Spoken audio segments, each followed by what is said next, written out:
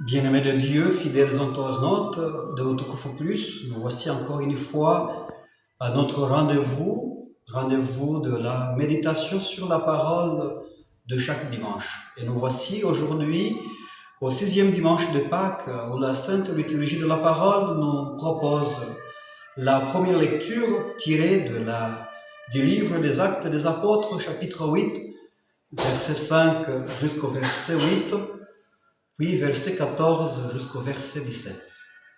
Le psaume responsorial qui accompagne cette première lecture est le 65e.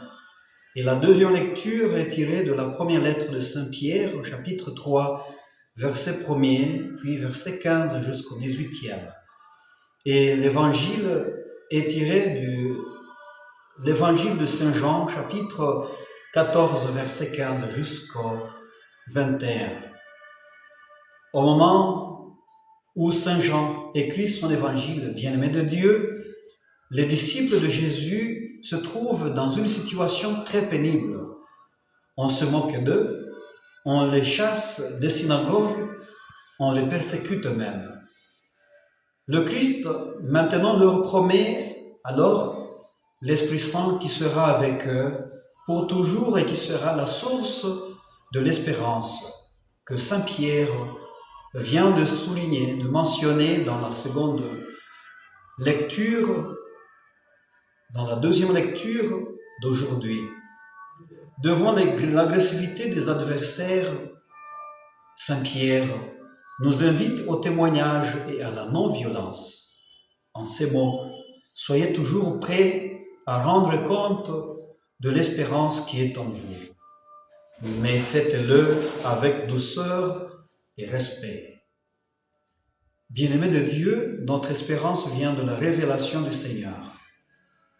Vous êtes aimés de Dieu, l'Esprit Saint habite en vous. Je vous accompagne tous les jours et votre vie ne se termine pas au cimetière. Si nous témoignons de cette espérance, les gens autour de nous ne manqueront pas de s'interroger sur notre façon de vivre.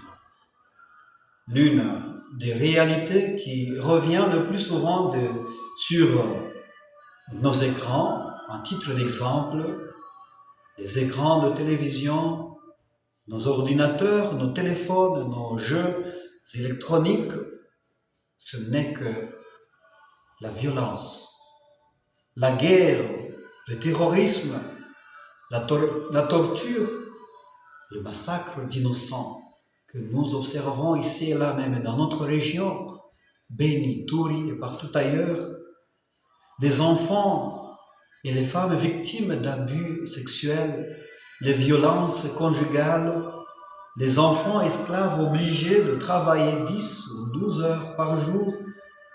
On n'en finit plus de dresser le bilan de victimes innocentes, et cela dans un monde qui se dit civilisé et qui sait donner des chartes, des droits de la personne, des enfants, des handicapés, de la femme, des prisonniers, tout consort.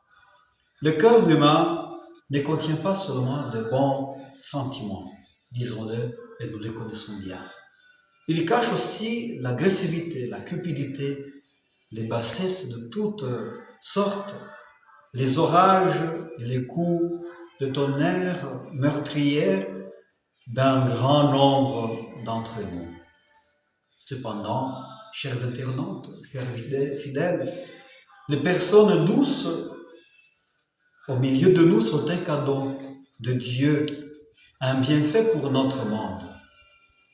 Elles brisent la spirale infernale dans laquelle s'enferme notre univers de violence. Quand le respect et la douceur sont présents dans une famille, dans une communauté, dans une société, dans une institution, la paix et l'harmonie se portent bien. La douceur et le respect ne sont pas seulement des comportements de gens bien indiqués, bien élevés, bien indiqués, elles sont aussi des vertus évangéliques. Dès le début de son ministère public, Jésus proclame « Heureux les doux, heureux les artisans de paix, ils seront appelés fils et filles de Dieu. Et à cela, il ajoute, apprenez de moi, qui suis doux et humble de cœur. On connaît le respect avec lequel il traitait les enfants, les femmes, les marginalisés, les malheureux, les malades, les exclus, les pécheurs.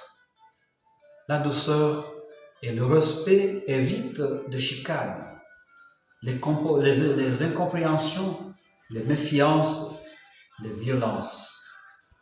Il crée un climat de confiance et désamorce bien les esprits belliqueux. Bien-aimés de Dieu, permettez-moi de terminer avec l'exemple d'un évêque de chez nous ici en Afrique qui donna l'abri à une femme qui a commis l'adultère. Les sorciers de son village, responsables de faire exécuter la sentence de mort pour ce genre de délit, se présenta chez l'évêque, qui refusa de lui remettre la femme condamnée. Le sorcier accusa alors l'évêque d'être immortel et de ne pas respecter les lois de la tribu. L'évêque lui répondit, « C'est vrai que je suis immoral par rapport à nos lois. C'est que, vois-tu, mon Dieu est plus humain que le tien. » C'est par notre façon d'agir, bien-aimés de Dieu, que nous provoquons chez les autres la question sur l'espérance qui nous habite. Soyons toujours prêts à rendre compte de l'espérance qui est en nous. Mais, bien-aimés de Dieu, chers internautes, faisons-le avec douceur et respect chaque jour de notre vie. Amen.